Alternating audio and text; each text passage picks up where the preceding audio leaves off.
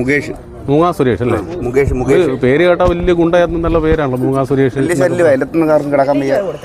എന്നിട്ടും പരിഹാരം ഒരു നടപടി ചാട്ടിയോ മമ്മട്ടിയോ ഒക്കെ കൊണ്ടാണ് വീട്ടിൽ കയറി ഇപ്പൊ പല പ്രാവശ്യവും പലതും ചെയ്തിട്ടുണ്ട്. ഈ അടുത്തൊരു ദിവസം ഇവൻ റോഡ് വഴി തെക്കോട്ട് പോയപ്പോ ഞാൻ മിറ്റം തൂക്കുമായിരുന്നു. അപ്പൊ എന്നോട് ചോദിക്കുന്ന ആരടിയത് വിമലയാണോടിയെന്ന്. ഞാൻ പേടിച്ച് മറുപടി പറഞ്ഞില്ല. നേരത്തെ പ്രശ്നം കാരണം ഞങ്ങളുടെ വീട്ടിൽ വന്ന് ഗേറ്റ് അറുത്ത് മാറ്റിയിട്ട് ഞങ്ങളുടെ വീട്ടിൽ കിടന്ന് ചവിട്ടുമെത്ത കെട്ടി അവന്റെ തലയെ വെച്ച് 2 മണി രാത്രി അടുത്ത ക്യാമറയ്ക്കകത്ത് കണ്ടവരാ പറഞ്ഞത്.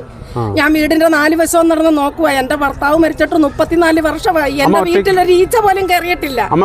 ഞാൻ ഒറ്റയ്ക്കാ താമസിക്കുന്നത്. മക്കൾ 2 പേരും പെൺപിള്ളേരെ അവരെ അയച്ചെടുത്ത. ഇത്രയും നാളും അവരുണ്ടായിരുന്നു. അവരിപ്പോ വേറെ മാറി. പരാതി കൊടുത്തിട്ടുണ്ടോ? പരാതി കൊടുത്ത് സ്റ്റേഷനിൽ നിന്ന് ആള് വരുകയും ചെയ്തതാ. നടപടി എന്തോ ഉണ്ടായി.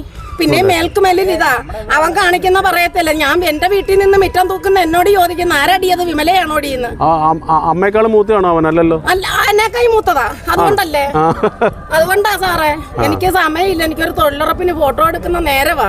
തൊഴിലുറപ്പുകാരോടൊക്കെ പറയണോ അതിനെ കുറിച്ച്? തല കൊയ്യാനോ? നിങ്ങളൊക്കെ അങ്ങ് പോകും സാറേ. ഇതെല്ലാരും ഒഴിഞ്ഞിട്ടേക്കുന്ന കേസായി. പക്ഷെ ആദ്യയുടെ നേരെ ആയതുകൊണ്ടാ എന്റെ അയലുകാര് പറഞ്ഞ് ഞാൻ അതിനായിട്ട് ഇരുന്നിട്ടാ വരുന്നേന്ന്. തീർച്ചയായിട്ടും 92 മരിച്ചതാ എന്റെ ഭർത്താവ്. എന്റെ വീട്ടിലൊരു ഉറുമ്പ് കയറിയിട്ടില്ല. ഇതാദ്യ സംഭവമാ. നാല് അമ്മയ്ക്ക് 2 കൃഷ്ണ ഇല്ലാത്തതാ. അമ്മയുടെ അടുത്ത് വന്ന് ദിവസവും ഇങ്ങനെ വഴക്കും ബഹളോ. അമ്മയുടെ വരും. അയ്യോ, ഞാൻ എൻ്റെ പൊന്നുമക്കളെ നിങ്ങൾ ആ വേലിയൊക്കെ ഒന്ന് നോക്കും. ദിവസവും വഴക്ക്. ഞങ്ങൾ പിന്നെ അങ്ങ് സഹിക്കുന്നു. എൻ്റെ മോൻ അവൻ ഇറങ്ങുമ്പോൾ ഞാൻ പറയും, പൊന്നു മോനെ നീ ഇറങ്ങരുത്, ഒന്ന് തട്ടിയാൽ അമ്മ എളുപ്പം മറിഞ്ഞു വീഴും. അതുകൊണ്ട് എത്ര കള്ളുകൂടിയനായാലും എൻ്റെ മോനെ ചെയ്യുമ്പോൾ ഞാൻ കണ്ടു നിൽക്കുമോ? അപ്പം ഞാൻ പറയും, പൊന്നുമോനെ നീ ഇറങ്ങരുത്, അമ്മയെ ഓർത്ത് നീ ഇറങ്ങരുത്.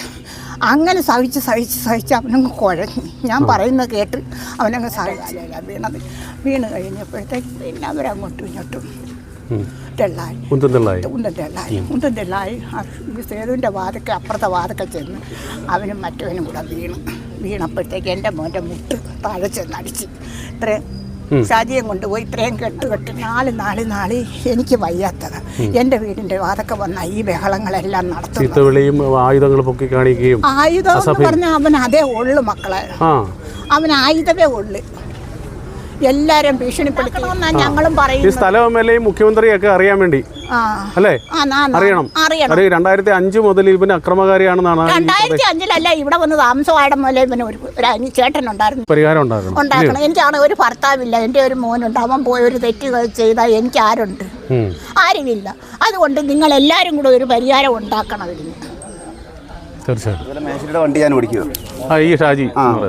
ഇതുപോലെ ഈയിടെ ഒരു ദിവസം വന്നപ്പോൾ അവിനെ അടുപ്പിക്കുന്നില്ല, വണ്ടി അടുപ്പിക്കുന്നില്ല എന്ന് പറയാൻ തല്ലാൻ വേണ്ടി നിൽക്കുമായിരുന്നു. എന്നിട്ട് ഇങ്ങനെ നിൽക്കുമായിരുന്നു. എന്നെ വന്ന് തല്ലുമൊക്കെ ചെയ്തു പുറത്ത്. ആണോ? പരാതി കൊടുത്തില്ലായിരുന്നു. എന്നിട്ട് ഞാൻ ഷാജിയോട് പറഞ്ഞതുപോലെ എനിക്ക് വലിയ ശല്യം. അപ്പോൾ നിങ്ങളെല്ലാവരും ഈ നാട്ടുകാരെ മൊത്തം ഞെട്ടിക്കുന്ന ഒരു വലിയൊരു റിപ്പർ ചന്ദ്രൻ എന്നൊക്കെ പറയുന്ന പോലെ ഒരാളാണ് അല്ലേ? അതില് കഷ്ടമാണ്. വലിയ പരിഹാരം ഉണ്ടാകണം. ഇവരെ നാട്ടുകാർക്ക് മൊത്തത്തിൽ പരിഹാരം ഉണ്ടാകണം. ഓക്കെ. എന്താ നിങ്ങൾക്ക് എന്തെങ്കിലും പറയാണ്ട് എൻ്റെ കണക്കൂട്ടി 2005 മുതലിട്ട് എൻ്റെ 10,100 പരാതി ഇവർ കൊടുത്തിട്ടുണ്ട് സ്റ്റേഷനിൽ.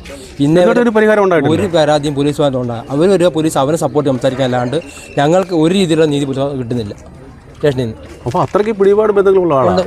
അവൻ ചിലപ്പോൾ അവന് പല സാധനങ്ങളും പോലീസുകാരുടെ പേരവൻ പറയുന്നുണ്ട്. അവർക്ക് ഞണ്ടും കരിമീനും കുഞ്ചും കറി കൊണ്ട് കൊടുക്കുന്നുണ്ട്. അവനെ എന്തെങ്കിലും വിവരമുണ്ട് അവർ വിളിച്ച് പറയുന്നത് അവൻ പറയുന്നത്. ഞങ്ങൾ പരാതി കൊടുത്താൽ തന്നെ അവനെ വിളിച്ച് അവർ പറയുന്നത് അവൻ പറയുന്നത്. എൻ്റെ വീടായത്. സേതുവിന്റെ വീട്ടിന് നേരെ അതിക്രമം കൊണ്ടാട്ടുണ്ട്. എൻ്റെ വീടാ. എൻ്റെ വീടാ. ശരി. ബ്ലേഡ് കൊണ്ടാണോ കയറുന്നത്? നല്ല മാരകായുധം. അവന്റെ പിച്ചാത്തി കാണും, ചിലപ്പോൾ കത്തി കാണും. അപ്പൊ റോഡിലങ്ങ് നിൽക്കാൻ പറ്റത്തില്ല. രാത്രി ആകുമ്പോൾ അവൻ ഇരുമ്പായിട്ട് ഇറങ്ങി വേലി ഷീറ്റ് അടിച്ചു. നിങ്ങളുടെ ഈ ജീവന് ഭീഷണിയാണ്. ജീവന് ഭീഷണി അല്ലേ? ആണ്. ഓക്കെ. തേങ്ങ വലിച്ചവൻ എന്റെ ഭർത്താവിനെ എറിഞ്ഞ് നെഞ്ചത്ത് കേട്ടു. ഞാൻ ഓടി ചെന്നെ അവൻ ഒരു ഒറ്റ ഇടി ഇടിച്ചിട്ടായി. ചേച്ചി ഈ വീട്ടിലെയാണോ? ഞാൻ ഈ വീട്ടിലെയാ. എന്തോ പേരെന്തോ? ബിന്ദു. അപ്പൊ തേങ്ങ വലിച്ചെറിഞ്ഞു. തേങ്ങ വലിച്ചെന്റെ ഭർത്താവിനെ എറിഞ്ഞു. എറിഞ്ഞപ്പോ ഞാൻ ഇത് കൊണ്ടോണ്ട് ഓടി ചെന്നപ്പോ അവൻ എന്ത് ചെയ്യുന്നു, ഒറ്റ ഇടി എന്റെ പുറത്തിടിച്ചു. അത് ശരി. ഇവിടുത്തെ ആളും അപ്പുറത്തെ ആളുകളും ഒന്നും മദ്യം കഴിക്കുന്ന ആൾക്കാരല്ല, അവരാരും മദ്യം ഉപയോഗിക്കുന്ന ആൾക്കാരല്ല. എന്നിട്ട് ഇവൻ എന്നും ഡെയിലി ചെറിയെന്ന് വെച്ചാൽ ക്യാമറയുടെ മുന്നിൽ ഇവനെ പേടിച്ച ഇത്രയും ക്യാമറ ഇവിടെ വെച്ച്, എന്നിട്ട് അവനൊരു കൂസലില്ലാതെ അതിൻ്റെ മുമ്പ് ഇത് തുണി വിരിഞ്ഞ് ഞാൻ കാണിച്ചേക്കും. അവൻ ഞങ്ങൾ എൻ്റെ മൊബൈലിലൊക്കെ ഉണ്ടല്ലോ, അത് കൊച്ചു 9 മാസം ഒരു കുഞ്ഞുണ്ട്, ആ കുഞ്ഞിനെ ഇവൻ ഇവിടെ കയറി വന്നു.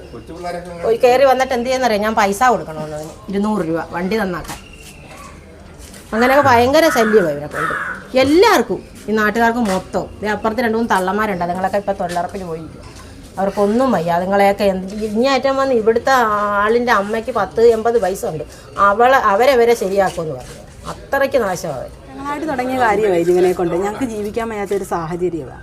ഒരു കണക്ക് ജീവിക്കാൻ പറ്റും. സന്ധ്യ ആകുമ്പോൾ ചീത്ത വിളിയും പിച്ചാത്തിയും കൊണ്ടൊന്ന് വാതിക്ക് വരിക, ആ വേലിയെല്ലാം ഒന്ന് മൊത്തം നിങ്ങളൊന്ന് നോക്കണം, വേലിയെല്ലാം കുത്തി കീറുക, വീടിനകത്ത് ശല്യത്തിന് വരെ. ഞങ്ങൾക്ക് ജീവിക്കാൻ വയ്യാത്തൊരവസ്ഥ. വയ്ക്കുന്ന ആഹാരം പോലും ചില ദിവസം കഴിക്കത്തില്ലെന്ന് പറഞ്ഞാൽ ഇവൻ ബഹളവാ.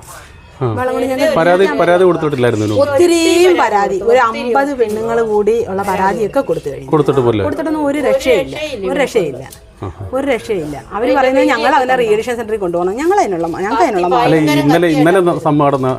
ഇന്നലെ നടന്നതെന്ന് പറഞ്ഞാൽ അവൻ വീട്ടിൽ വന്ന് വേലി കുത്തി കീറാനും ഇവിടുത്തെ ഗേറ്റ് ചവിട്ടി പൊളിച്ച് കയറാനും ഒക്കെ ഒരുങ്ങി. ഞങ്ങൾ പെണ്ണുങ്ങൾ മാത്രമേ ഉള്ളായിരുന്നു. അങ്ങനെ ആണുങ്ങളും വന്ന് അങ്ങനെ പ്രശ്നമുണ്ട്. ഞങ്ങളുടെ മൊബൈലിനകത്ത് തെളിവെല്ലാം ഉണ്ട്. അവനെ പേടിച്ച ഇത്രയും ക്യാമറ, എന്നിട്ട് അവനൊരു പേടിയില്ല. അവനെ പേടിച്ചാൽ ഇതെല്ലാം വെച്ചേക്കുന്നത്. കുഞ്ഞുങ്ങളുമായിട്ട് ജീവിക്കാൻ ജോലി എന്തോ അവന് ജോലി എന്തോന്നല്ല, അവൻ എല്ലാ പണിക്കും പോയിട്ട് അവൻ വരുന്നത് അയലുകാരെ ശല്യപ്പെടുത്തും. സാമൂഹ്യ ദ്രോഹിയാണ് ഇവൻ കാരണം ഈ നാട്ടിൽ ആർക്കും ജീവിക്കാൻ വയ്യ, പുറത്തിറങ്ങാൻ പ്രായമായ തള്ളകളുണ്ട്. പരാതി കൊടുത്തേക്കുന്ന ആരാ? നമ്മളിപ്പോ സ്റ്റേഷനിൽ ഞങ്ങൾ 2 കൂട്ടരും കൂടെ കൊടുത്തേക്കുന്നത് സ്ത്രീകളാണ്. പുരുഷന്മാരെല്ലാരും കൂടെ ചേർന്ന് കൊടുത്തേക്കുന്നത്. കാര്യം ഞങ്ങൾ സ്ത്രീകൾ തന്നെ 19 പേര് ഒന്നിച്ചുള്ള പരാതി പോലീസുകാർ അവന്റെ സൈഡാണ്. അപ്പം ഈ പോലീസുകാരെന്ന് പറയുന്നത് മനുഷ്യന്റെ ജീവനും സ്വത്തിനും സംരക്ഷണം നൽകേണ്ടവരല്ല. ഒരിക്കലും വന്ന് നിൽക്കുന്ന കണ്ടു കഴിഞ്ഞാൽ അവരുടെ കയ്യിൽ നിന്ന് അങ്ങനെ ഞങ്ങൾ പ്രതീക്ഷിക്കേ വേണ്ട. ശരി. അപ്പോൾ